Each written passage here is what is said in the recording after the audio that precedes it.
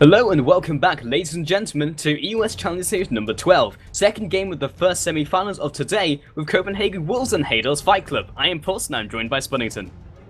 How are you doing? It is going to be a good game because this time it seems like Copenhagen Wolves, who it is worth noting, as I believe Young Buck has informed us, are on the verge of becoming the team with the most consecutive wins, finally supplanting Heimerdinger's Colossi in that role.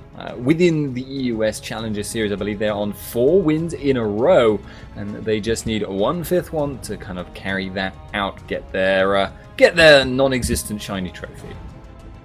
Yeah, and it's not like Heimerdinger's Colossi can fight back, considering they've split up. So, Shen, Jarvan, Ari, Elise, Zach, and Fresh, and I know probably I'm going to slip up and say Ari, because I know that's how Metas pronounces it, but it's definitely Ari for me. So the first pick out will be Lee Sin, followed by potentially Lysandra and Sona, not quite been locked in just yet, but Lee Sin, very confident pickup by Haydals Fight Club. Yeah, and I was talking to Broken Shard the other day. I know, it does happen sometimes, as if he does talk. I know, shocking. But, and he kind of actually declared his opinion, his intent, is that Elise is a strictly superior version of Lee Sin. Now, that might seem a little bit odd to you, but they do fulfill very similar roles. They are aggressive early game damage junglers, and both of them kind of transition into being fairly tanky in that late game, with a bit more sustained damage on Elise and a bit more crowd control from Lee Sin. But he was very, very confident in that assertion, although in fairness he did say, with the caveat that their particular team comp that day ran with it very, very well. But Elise banned out, so Lee Sin being the premier aggressive jungler, and Copenhagen Wolves, you are, I'm sure you're thrilled. I am. I did pronounce my my love for Shook at the start of the game, to which he responded with nothing. But we'll see after the second game. I'm sure he'll come around. But it looks like, on the flip side, looking like an Aatrox pickup. They haven't changed anything just yet, and we haven't had anything else from Mixer, who is hovering over Caitlyn. Saw that last game and actually did pretty well. Very good pickup against someone like Vi, because you have that extra 150 range. So you can kind of stay out of the range of not only Vault Breaker, but the on-targeted Ultimate of Assault and Battery. Actually swapping up at the last second to Vayne. Gonna have to think about that a little bit, but either way, Vayne picked up, and immediately Corki picked up from Copenhagen Wolves. Corki being an unusual pickup. I don't think I've ever seen Reckless play him. I don't think I've seen any of the rest of Copenhagen Wolves, because Corki is odd in that you can actually play him in that mid lane, could actually play him in that top lane as well. It'd be unusual to see it, but it does happen. He is an interesting champion, just very, very, very like high damage. He's like sustained damage, yes, but the way he plays it is much more bursty. It's a kind of contradiction in terms, but he's like a bursty sustained damage, like it comes out in chunks. Kind of like Vlad, like you keep throwing out Tides of Blood, but you do lots of little chunks in a row. So that Trinity Force kind of build does work well on that character. We'll see if they choose to run that in the bottom lane, and it does look like they will. Against Vayne, they should have a good, easy time making her life miserable. Yeah, I can definitely see it. So Kennen now picked out alongside Nami, and Vayne is a very strong lane. In fact, you can say that about anyone matched up with Nami, because Nami is a very good support. Kind of falling out a little bit out of favour, which is interesting to me, but Fresh is so good in team compositions, but this time around has been banned out, so the alternative would be perhaps Zyra, but Zyra and Vayne don't have the same sort of synergy Nami does, with not only the engage, but counter-engage, and the ability to outplay your lane opponent. Against the Sona, of course, another one of those top-tier supports at the moment, so again, a logical pickup. Looking for the last champion to come out from Shock, who probably will be taking that Vi when they do all the swap-ups, and in fact he's going to quit out, actually, not going to pick up the last champion. Possibly because they would have had to use a placeholder anyway, I would guess. Either that, or possibly someone disconnected, that's also an option. We will be seeing in a few minutes. All will become clear to us. But with that full team comp being, well, shown out there from Haydals Fight Club, I've got to say I really think they have a strong team fight there. Assuming they get through the early game in decent shape, assuming, they get to a point where Aatrox is strong, where you've got that Kennen up to a point with a Zhonya's, and you've got that Vayne up to a decent bit of farm, then they are going to do very, very, very well. Thing is, Copenhagen Wolves, I think, in almost every lane, has managed to make themselves into an advantage. I believe Jax beats out Aatrox 1-on-1, Orki will beat out Vayne in a 2-on-2, and I do believe Sona, well, doesn't necessarily beat Nami, but, it's very kind of similar thing there. Possibly with the exception of the mid lane, because I don't think we have a mid lane yet from Copenhagen Wolves. It was in fact Lysandra, as they mentioned in chat, and now they're back into Champion Select and Bans and have swiftly also quitted out. So we're actually waiting again, and I'm sure people will be delighted by seeing our fantastic animations and they come up and quit out. So I think we had a bug from Shock actually. He came back in. Oh no, it was from Reckless. Reckless had a bug, and when he went into Champion Select, couldn't actually see it, so he was quitted out, and now we're just waiting for him to come back in. Yeah, there is a new bug that's been introduced in the last patch to do with remaking.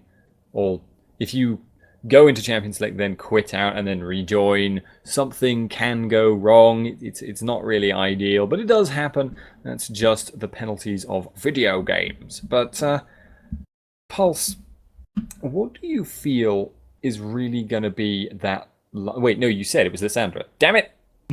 I think it's Lysandra Spuddington. I'm just going to throw that out there. Okay, so what do you feel is going to be the next pickup, Pulse? Well, I think it's Lysandra, based on the fact that I've seen it. You have seen the future?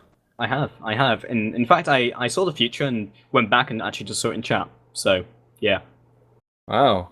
That's deep. Quite next level, it is. That's like, you should probably, I don't know, you could probably be doing something better with that gift. I could do.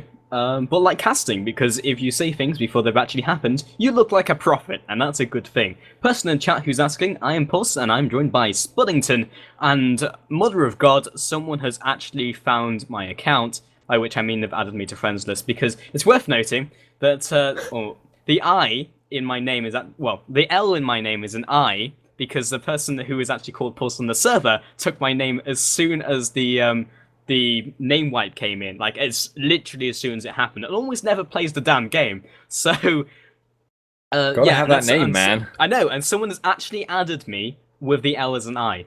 Wow, that's thinking outside of the box. Maybe it's because I haven't responded to their friend requests in a long time.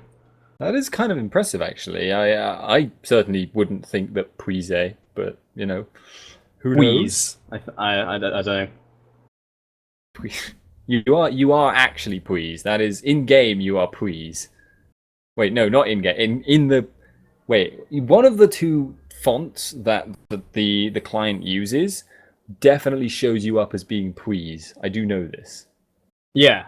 Also, the fact, I think it's the way you type it in though in the friends list, because I have a friend who accidentally removed me and then re-added me, but had caps lock on, so it was like lowercase p and then the rest capitals. So. And I won't re-add him, so he's stuck with that forever. Wow, harsh. You just don't treat him well, man. But have the players managed to get themselves back into the lobby yet? Have we in fact recreated it at all? I don't know, because Kaltard said remake, and no one's left. Oh, so I'm confused. Hang on, you should leave, because I have a funny feeling that the lobby won't show that it has been left while it's bugged. So you need to find the next lobby, which will probably have the same password and all the rest of it. Ah, I've been invited. Even better.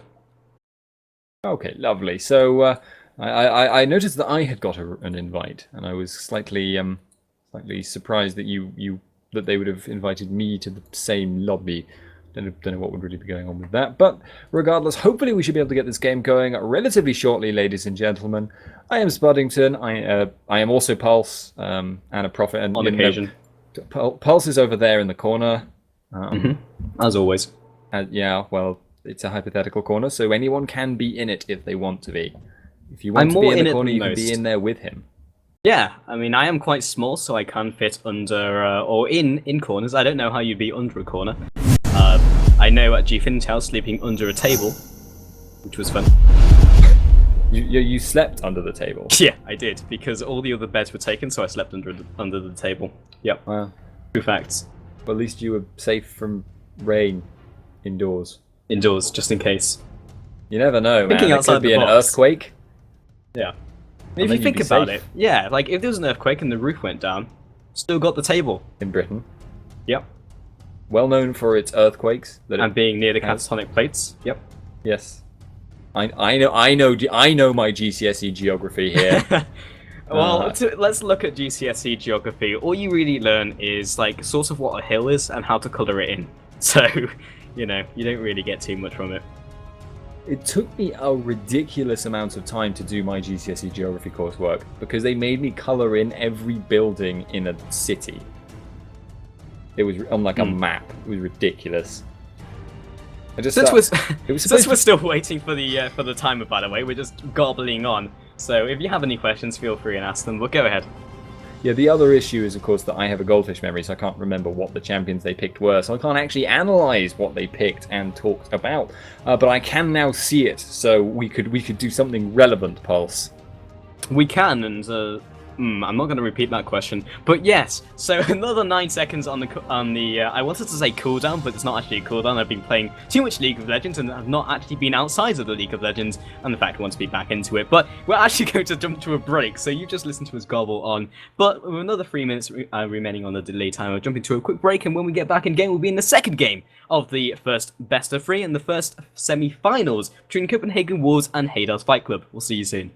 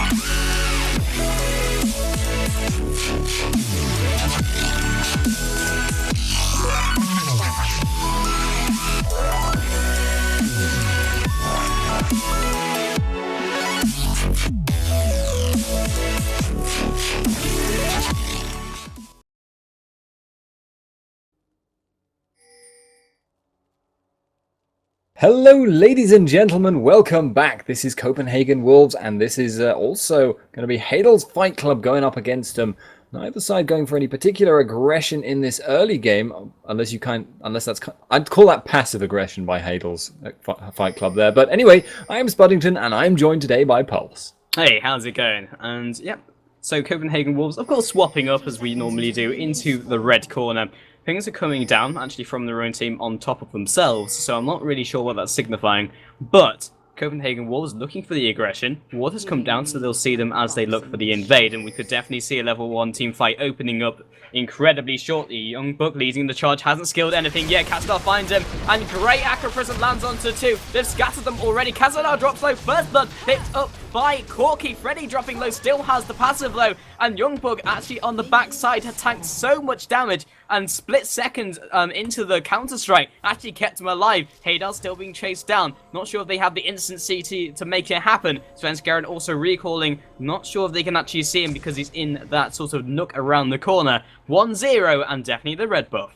That was absolutely lightning fast there, because Youngbuck had not even skilled the point, as mentioned. So he had to hit his, Control E and E in like 0.1 of a second, and also react to the fact there were 5 men in that brush that found him. So quick, but it completely turned the way that fight would have run around, because he was right in the middle of them. I think he stunned 3 people with that counter-strike and did a significant chunk of damage. If that had not happened in their favor, that would have been disastrous for Copenhagen Wolves, but Youngbuck making the plays there, even if it was kind of a passive-aggressive play. Yeah, I almost want to go back and see how much he dodged with Counter-Strike, and they've actually twigged that Lee Sin is trying to steal away their red buff. Youngbuck comes from the side, great Acropris and locks him up for the meantime, and just waiting until the stun comes out, still following up against them, but has actually given him an avenue of escape. Cassadar moving up, moving along the ranks, and Calcharge zoning him away as he tries to take this red buff. This probably will come down to smiting. Shook picks it up. Svenskeren lands the Q, and actually moves in front of him, stopping the Bolt Breaker. Doesn't actually result in a kill or follow-up from his team. Nami too far behind, and also with Vayne lagging behind as well. Doesn't actually mean we have anything happening, but early aggression. So that's really good for Shook there. Level 3 already as compared to his counterparts at level 1. So Svenskaren's going to have to take this blue, and then I don't know what he's going to do with himself, to be honest, because he's stuck in that situation where he's Lee Sin, he's a ganking jungler, but it's going to be hard to gank any of the lanes because the duo lanes are going to be pushed up, and he's against Lissandra in the mid, and he has to be so careful in case Shook goes for a counter gank, which would be absolutely brutal in his underleveled state. Their play made so much sense. They moved their bot lane to the top lane into 1 versus 2, which not only would they have done anyway, but it allowed them to have more numbers if they went for the invade themselves. Kennen would come up, Nami and Vayne 4 versus 3. They should win that. But with Vi being level 2 and having 2 skills, and just the way they played it and the reaction to Lissandra being faster, that really puts Svenskeren behind, and his pressure early game will be mitigated so much, and he's all about the early game. Lee Sin needs to have a good start. He needs to get these lanes rolling. So it's not looking great, but Haydal and Mixer in a favourable matchup. We'll see how this one pans out. However, there is a slight saving grace in that Kautar is having a really rough time in this mid lane. I don't know if you caught it, but he was forced out of lane once already, and he's back down to half health again. His flask is doing quite a lot of work for him, and I imagine Svenskeren will actually just leech some XP in this bot lane now to try and catch up. But yeah, not fun times for Kautar. Shook is looking to alleviate that pressure though. Yeah, Glacial Path comes across, but doesn't actually follow up with the Ring of Frost. And I think one of the contributing factors is because this is a matchup you typically expect to see in top lane. Of course, they had Jax this time, so it made sense to move Kaltard mid, but there's more room for getting out of auto-attack harassment in the form of the brushes. And yes, you can ward it and you can get the vision anyway, but in mid lane, there's nowhere to run, and there's a shorter distance, and you're closer to the minions. So it's a lot harder for Kaltard to get around it. Now the aggression comes out from Castar, just using his standard combo, and he can get up close and personal, and there's no way he can actually counteract that. Freddy flashing up red in the bot lane, still Bloodwell, not too concerned about that one just for now. And then top lane, Shook actually goes 2 versus 2, just to give Young Buck some help. Yeah, because you can't 1v1 all in against Cassadar there, he's just going to sustain himself back up with that Doran's Blade, which makes it such an efficient early choice. He's going to be getting benefit out of that for a long time to come. And it also just means you can't trade auto attacks unless you go, like auto attack Q from Coulthard, but that's going to be tricky to land on the slippery man Kennen. It does, however, not really kind of alleviate the fact that this bottom tower is already dropping extremely low. Yeah, it's forced Svenskeren to go bot lane to a 2 versus 2 to prevent the tower from falling. Otherwise, I'm sure he would have gone top lane and tried to do something there. And aggression comes out from Youngbuck, 2 versus 2, they'll definitely be stronger. Aqua Prison already expended. Youngbuck following up, Excessive Force comes across. Haydals with about 50% HP as they continue the chase. Leaf Strike comes out, looking to finish him off. Ignite comes down, barrier pops. Mixer's still returning some auto attacks, doing as much as he can, but honestly it's like a pea shoe, so a lot like Lucian's ultimate, oh burn. But in the top lane, nothing actually happens.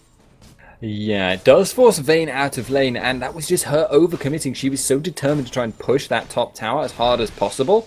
She ended up getting too close. She got the leap strike, counter strike on her from Jax, and then Shook was close behind to follow up, which is so hard to deal with as Vayne. If they're already on you, yes, you can dem one of them back, but the other one already has CC, will lock you down for the other one to then catch back up, and squishy Vayne, very tanky bruisers, not easy to deal with. Indeed. Now in the bot lane, Freddy's still about 30% HP, not having a fun time. Svenskeren still locked up down there.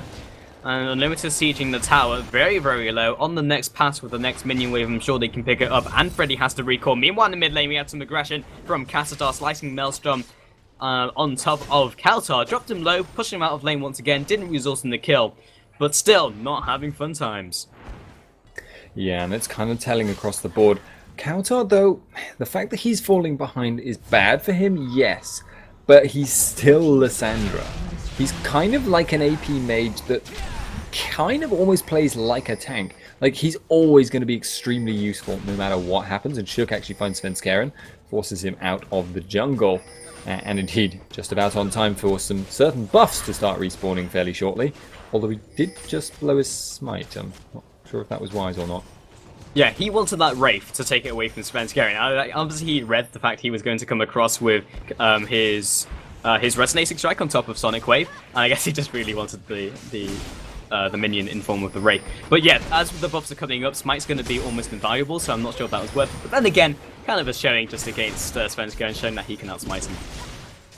Yeah, I mean, he's really, really strong right now as well, and there's no buff actually spawning as of yet. I forgot about the delay due to that level 1 fight. And right now, Youngbuck has to be careful. He could get dive 3 on 1, but the thing is, if this tower doesn't fall, this could be really, really interesting. Guys coming in from every angle. Yeah, Initiation comes out, Counter-Strike does its done in with Ring of Frost lands onto Haydals, Flash comes out straight into Frozen 2, follow-up from Assault and Battery, it'll drop it so low, hasn't dropped just as of yet, following a great heal with Ebb and Flow, Castar comes in, looking for the engagement, has the Slicing Maelstrom of it, in fact doesn't have the Slicing Maelstrom to him, he has the Stun Stone, and that's all they really need for the 1-for-0 trade. Vayne gets out scot-free. Narrow stuff, but now they're stuck in a situation where 4 guys that could easily dive them are going to push down their tower, push down their creep wave, take away their blue buff, and just generally kick them in the teeth. Actually, it looks like Svenskeren has identified that Copenhagen Wolves' next move probably is the blue buff, and they should be able to get this. But it's really, really not a good fight. Even though they kind of won the fight overall, killing Jax, it was close run thing, and they've lost the objectives as a result. Yeah, trying to find themselves a blue buff, but Ken already stealing that away along with Lee Sin. At least that's not another nail in the coffin that they can take away from Copenhagen Wolves. But still in a dominating position, 2k ahead is not a huge amount, but at the same time, it's not a big, it's not a small amount. 2k gold at this stage is actually proportionally very good, and is actually 1k gold. I'm not sure how I misread that. I thought that was 10.3k. I don't really know. To be honest, yeah. Have you ever experienced misreading before? Sometimes. Not with numbers, though. You do philosophy. This should be one of your things, like the existentialism with Freddy getting caught. You might actually no, he's not really doing anything with that. Tidal Wave. Tidal Wave comes out, Unlimited drops, and a very swift kill comes out. Couple summoners burnt, and now the aggression comes out onto Dragon. Shook looking for the potential steal, except he doesn't have Smite, and in fact Khan and the rest of his team don't really want to close on this without the usage of the Crescendo, they're still looking for it though, but Castar actually preemptively uses the Slicing Maelstrom. Turns out very well, Flash comes out from Shock, follow up with Dark Flight, doesn't quite connect, and great usage of Vault Breaker gets him out of Sonic Wave. No follow-up from Lee Sin, but the Blue Wolf in response. Yeah, that preemptive ult there was because Jax was just so close and he didn't want to get caught out. If they had engaged that and he hadn't used the Slicing Maelstrom there, Shook and Youngbuck would have decimated him before he'd been able to cast it from the end at the end of their CC chain. But now Youngbuck could be the one in trouble, getting caught out here by 3 guys. The threat comes out, lands the Yak of Prison and the Blades of Torment, looking for the knockup from Dark Flight in just 1 second. Doesn't quite land, not on the epicenter. Ignite comes out, drops into Bloodwell Unlimited coming down. Now Kautar comes into the fray, great Frozen Tomb, does huge damage to both Nami and Atrox, dropping both in a heartbeat. Good timing by Coutard and a very unfortunate mechanical mishap by Freddy. If that knockup had landed, they probably could have focused down Youngbuck. They wouldn't have been so overextended and they could have turned around to deal with Coutard. As it was, they were kind of stuck between the tower and a very narrow area, which is what they chose to go for. Whereupon Coutard proceeded to AoE nuke 2 of them down to nothing. Which is not really the ideal situation, but in spite of all the bad fights that they've been having, it does kind of feel at the moment that Haydals Fight Club are still very much in this, and as I mentioned before, I really like their late game team fight. Yeah, like Haydal, in fact that's a carbon copy of the first game. If you look at the first game, we were like, oh, they really have good scaling. We could still see them win this game in the long run, and this time they could definitely replicate that. They had the chance to win the last game, didn't work out. In this game, it's still in the running. They're by no means out of the game, and that's a lot more than most teams can say to themselves after facing down the Copenhagen Wolves. Usually they're so far ahead, there's almost no way they can do anything about it. Shook has been seen by the minion wave, charging Vault Breaker, choosing the direction he wants to bring himself out, but they can't close around him in time. Great mobility from Vi in general, and it looks like the siege from mid, but again, very good clear. So I've got to ask a question here. Glasses on or glasses off for Vi? Depends on the situation. I'll go into that before we see someone dying in the jungle and going 6 feet under. Red buff is the main point of contention. Blades of Torment as a zoning tool. Reckless now coming to contention. This could be a 5 versus 5. Kennen closing in from the backside. Doesn't choose to engage just as of yet. Connects the Shuriken. He knows where they are. Vision wards come out as well. Land the Q, and they actually get the red buff. Shook picks it up, cast out from the side. Great blind side. Doesn't quite get all the way though. Great usage of Assault and Battery locks him away from the side. Kautar jumps in, Circle Frost lands onto free. Castar drops, and now falling onto the rest of the team. Huge Frozen Tomb blocks up Haydal and gets a slow on to Atrox. Can't finish him off. See if they can pick up any more kills, but they've scattered the team of Haydals Fight Club 2-0 and the red buff coming out happy. Copenhagen Wolves there made a good call in that they chased that up. Nami had already used the tidal wave, but Sona had already used the crescendo. However, they only had to worry about being blindsided by Kennen, and that would have been absolutely a different story if Kennen had had a chance to go back and buy a Zhonya's.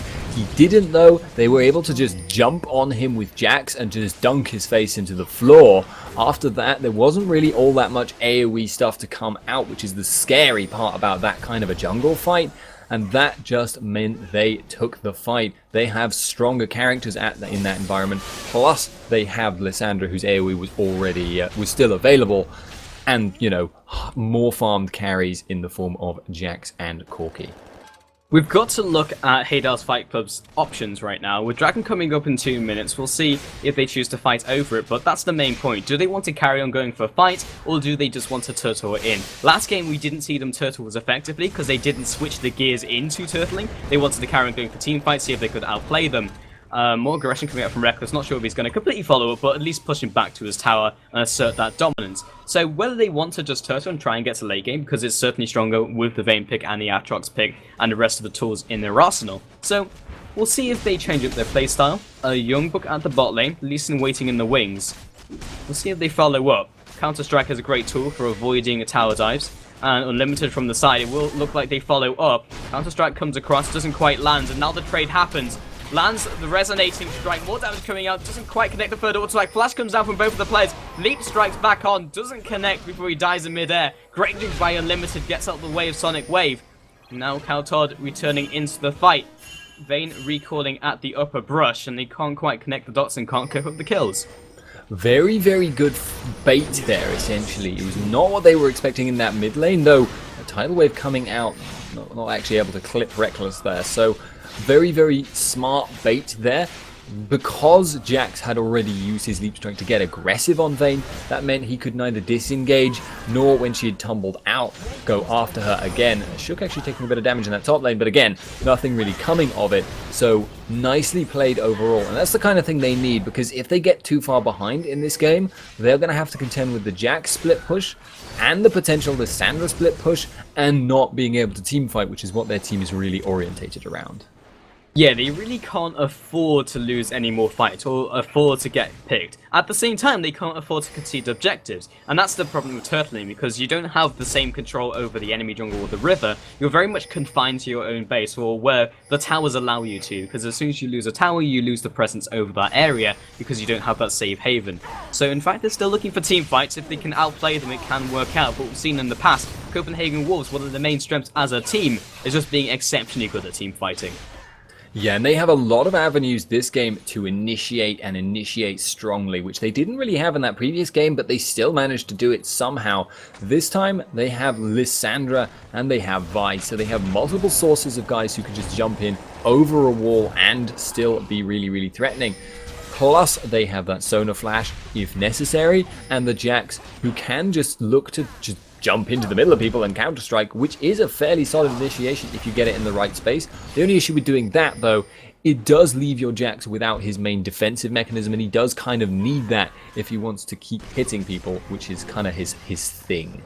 Yeah, Haydals Fight Club actually making a very intelligent play. Jax actually gets out of dodge very quickly, but their play was there to either take Dragon really quickly or have them go in from opportune angles, which may not be optimal, and then they could get themselves a pick, but Jax is way too slippery, especially with minions around, so wasn't quite happening, and Dragon is still alive. Next point, these teams will be vying over #tons of damage.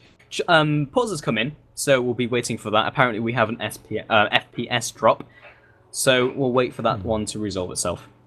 Yeah, not entirely sure what would cause an FPS drop. I have heard of some people having this kind of issue, but it might just be a process on their computer is suddenly eating up a load of resources. Check your antivirus, ladies and gentlemen.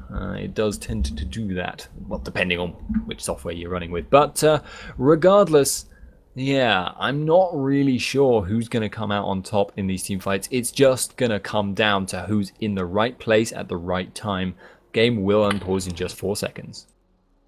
Yeah, and now we're just looking at the plays from both of these teams, whether they want to either one, go for the steal, or two, go for the team fight.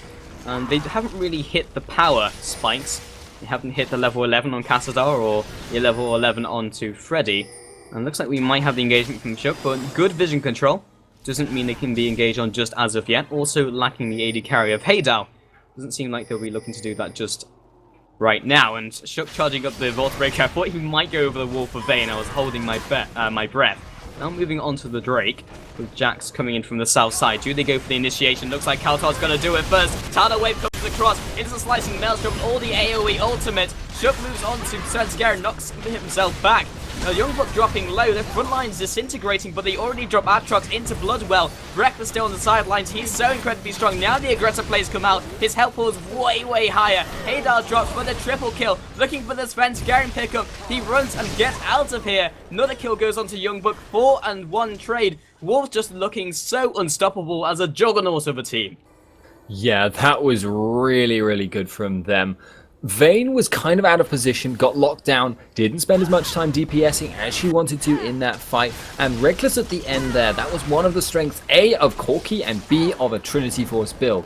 He was able to just jump into the middle of them because he had that little bit of extra health. He didn't need to worry about being focused down by those people on 20% HP, and he had the AoE to scare them off multiple people at a time, and indeed, when I say scare them off, I mean kill them. But yeah, not a good fight there for Haydals Fight Club. Yes, Kennen got off his ult, but I don't think it was really doing as much as he wanted to in terms of sheer damage. He was also unable to contribute anything other than his ult. Once the Zhonya's was done, he just straight up died. Haydals Fight Club need to reconsider how they go about the game. With so many team fights going in the favour of Copenhagen Wolves, they can't just keep going with the brute force approach of just slamming themselves into Wolves and team fighting them at every opportunity, every objective. They'll need to concede some objectives, they'll need to play it smart to the point where not only do they choose their team fights, but they try to avoid them altogether, because one, it's just not working out even if they are in an advantageous position. So either they wait for like a Baron play, or they just sit in the bases and they tussle it out, because their late game is superior in the sense they have Vayne. Jack scales very well, however, and as you mentioned earlier, Splittington, the split push potential is strong if we do get into the siege. You can see why Haydals Fight Club is doing what they're doing, because it keeps them out of their base. It means they can repel split pushes from either Reckless and Jax. And for now that's working, but it requires them to carry on going for team fights, but they will inevitably lose. Yeah, and it's only going to get worse in that respect. They basically need to play this roaming split push game that Copenhagen Wolves have a team that's better constructed for doing, and they need to play it better than them. That's the problem. It's really, really hard to do that kind of thing in this situation. They will at least keep their own blue buff, but if they can get more baits like they did, for instance, in that bot lane on Youngbuck, yes, maybe they can make something happen. But right now in team fights, they're struggling because they just don't have enough farm on Vayne to shred through the tanks, and they don't have tanky enough tanks to really keep them off Vayne, even if they can manage that, and they don't really have the burst. There is a teleport in bot lane. Yeah, looking to follow up onto Mixer, actually gets him the auto attack. Vi now coming in, lands a Volt Break onto Haydals, locking him up, looking for the next kill. Rocket Broch comes in from Reckless, looking to follow up. Doesn't look like Haydals going to get out of this one. He's trying his best to juke around Shook. Actually drops him very low, but 2 more auto attacks would have sealed the kill, but doesn't survive long enough. Darkflight comes out, Unlimited on the hunt for a good crescendo, but once again getting picked out and losing control of the game. Yeah, not ideal at all. Good usage of the teleport. Might actually be the first time I've spotted him using it, Coutard there, but now Copenhagen Wolves are abusing the man down to get control of this area and are going for a fight. Glacial Path comes across into a fantastic Frozen Tomb, mitigating all the focus. Legendary Reckless. 2 more kills come out. Spence Gerrit scared off into the enemy jungle. He's got very little or very few ways to escape. Now moving on to Baron. Can we see the legendary Baron steal? Sort of the Cyanide-esque steal right now. Coutard is the one who will be warding off, as the AP carry will have less damage to off onto Baron. Shook comes in from the backside. Dragon's Rage moves him out of the scene, but still slowly taking this Baron. It all eyes on Spence Gerrit to try and make something happen. And he has queued to the Golem. Doesn't look like he's too interested in it, but he will have to attempt the steal. This is their last chance in hell to get back into this game. War jump over the wall. He's looking for the Q to come out, lands onto Reckless, comes across, he gets the Baron steal, blasts over the wall, he actually escapes with his life as well. This might be enough, but with Haydals and Mixer also sniffing around, picks up Mixer in an instant, and Haydals backs on off. They have gotten the Baron steal, and Spence Gerrit is getting out of here. They might come back into this game. Haydals did just get kind of caught out as well. He's actually stopping them from recalling here, and he's playing a very, very dangerous game in so doing, but it works really, really well for them. That is going to give them the opportunity to at least take a tower because he stopped them from recalling there. However, there is still many caveats to the fact they got ahead there. Yes, they lost Nami. That's not a major concern. RAP supports. But the fact of the matter is, yes, that Baron has now put them kind of roughly on equal footing in terms of team fighting power. But they still have to contend with the fact that there's so much gold funneled into Corki. I mean, look at his items right now. Trinity Force, Bloodthirster, and a pickaxe. And it's worth noting a Trinity Force is a good 1,000 or more gold extra compared to most AD carry items. So that's a lot of money that's been poured into him, and he's super, super scary. And Copenhagen Wolves, all they really have to do is wait this out and just not get into a fight that's bad for them. You know what made that steal more impressive? The fact that Spence Gerrit was 2 levels behind Shook at the time as well. That meant that not only did he have the disadvantage in a straight-up smiting contest, but he got it anyway. So that incredible steal. But yeah, I fully agree. Their play right now is to literally do nothing. Farm the jungle, back on off, stop sieges from happening, and make sure that they don't push them in. Because if they do, they could throw the game. They could theoretically happen. And Freddy needs to not get caught. And gets knocked up in Dark Flight. Assault and Battery comes across. Castor goes for the engagement. He knows he has to. Venge Current coming into the scene. Picks up the kill onto Unlimited. In fact, he's still alive and kicking. Venge Current finally finishes it off. Shook on the back foot along with Reckless. This is what we were saying. They can't team fight him right now. The gold differential is actually evened up with Baron buff on both Haydal and Freddy. Backing on off, they're looking for the re-engagement. Mixer drops so incredibly low from the burst from Corki. Yao Youngbuk on the front line. He's such a good front line, incredibly tanky. He's still there, picks up one. Legendary Reckless picks up another. Has landed the Sonic Wave. Will they re-engage? Shook over the wall. Huge burst from Vault Breaker. Now Casadar allowing the double kill to come in from Reckless. The triple kill comes out. Now looking for the Quadrantus Spence. Garen gets it. And it's a pity there wasn't extra person around for the Penta. Carthus, please.